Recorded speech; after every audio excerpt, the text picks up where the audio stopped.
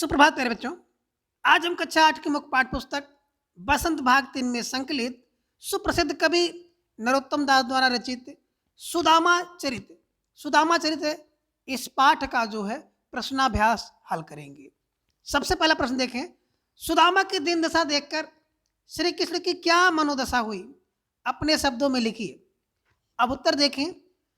सुदामा श्री कृष्ण के सहपाठी और बचपन के घनिष्ठ मित्र थे, पर बाद में श्री कृष्ण द्वारिका के राजा बन गए और जब सुदामा उनसे मिलने आए तो अपने बचपन के मित्र सुदामा की मनोदशा को देख करके दुख के कारण श्री कृष्ण की आंखों से आंसुधारा बहने लगी। उन्होंने सुदामा के पैरों को धोने के लिए पानी मंगवाया, परंतु उनकी आंखों से इतने आंसू निकले कि उन्हीं आंसुओं से सुदामा जी के पैर धुल गए। अब प्रश्न संख्या 2 देखें, पानी परात को हाथ छुओ नहीं, नयन के जल सो पग धोए। इस पंक्ति में वर्णित भाव का वर्णन अपने शब्दों में कीजिए। अब उत्तर देखें। प्रस्तुत दोहे में कहा गया है कि जब सुदामा दीनहीन अवस्था में श्री कृष्ण जी के पास पहुंचे तो श्री कृष्ण जी उन्हें देखकर व्यथित हो उठे। श्री कृष्ण ने सुदामा के आगमन पर उनके पैरों को धोने के लिए परात में पानी मंगवाया, परंतु सुदामा की दुर्दशा देखकर श्री कृष्ण जी को इतना कष्ट हुआ कि वह रो पड़े और उनके आंसुओं से ही सुदामा जी के पैर धुल गए। अब प्रश्न संख्या 3 देखें, चोरी की बाने में हो जो प्रवीणे का है, उपयुक्त पंक्ति कौन किससे कह रहा है। खा प्रश्न है कि इस कथन की पृष्ठभूमि स्पष्ट कीजिए। अब प्रश्न गा है कि इस उपालंब या शिकायत के पीछे कौन सी पौराणिक कथा है।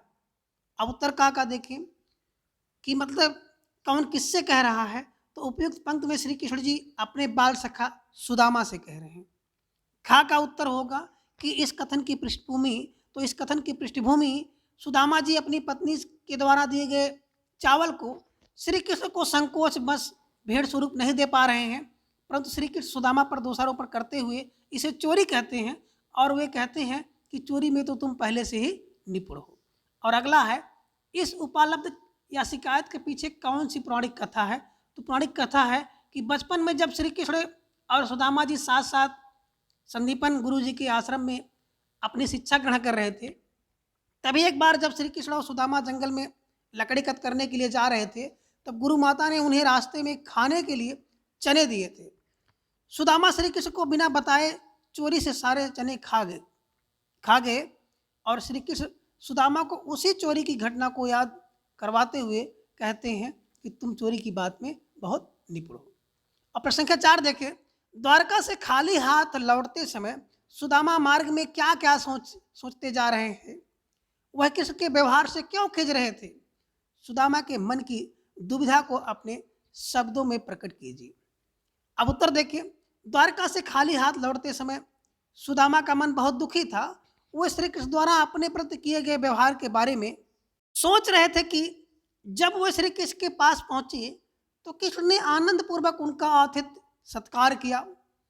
क्या वह दिखावटी था। वे कृष्ण के व्यवहार से खिंच रहे थे क्योंकि उन्हें आशा थी कि श्री कृष्ण उनकी दरिद्रता दूर करने के लिए धन दौलत देकर विदा करेंगे, परंतु श्री कृष्ण ने उन्हें चोरी का उलाहना देकर खाली हाथ वापस भेजा। वास्तव में वे कृष्ण की महिमा से अनजान थे, इस कारण से यह सब सोच रहे थे। अब प्रश्न संख्या 5 देखें, अपने गांव लौटकर जब सुदामा अपनी झोपड़ी खोज नहीं पाए तब उनके मन में क्या क्या विचार आए, कविता के आधार पर स्पष्ट कीजिए।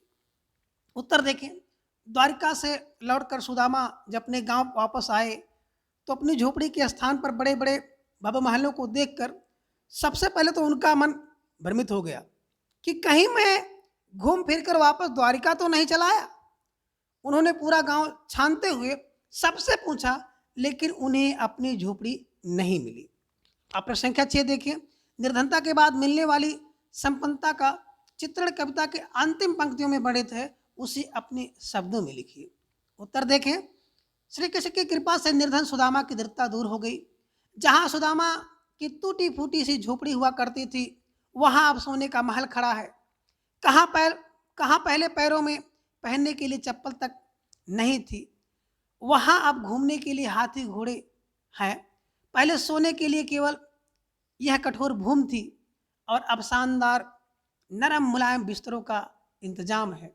कहाँ पहले खाने के लिए चावल भी नहीं मिलते थे, और अब प्रभु की कृपा से खाने को मनचाही चीज उपलब्ध है, परंतु अब वो अच्छे नहीं लगते। भाषा की बात देखें तो पानी प्रात को हाथ छुओ नहीं, नैनन के जल सो पगत होए। ये ऊपर लिखी गई जो पंक्ति है, इस पंक्ति को ध्यान से पढ़िए, और इसमें बात को बहुत अधिक बढ़ा चढ़ाकर चित्रित किया गया है। और जब किसी बात को इतना बढ़ा चढ़ाकर प्रस्तुत किया जाता है तो वहाँ पर अतिशयोक्त अलंकार होता है। आप भी कविता में से एक अतिशयोक्त अलंकार का उदाहरण छांटिए। अब उत्तर देखिए। कह वह टूटी सी छानी हाथी, कह कंचन के अब धाम सुहावत। इस पंक्ति में क्या है? अतिशयोक्त अलंकार है।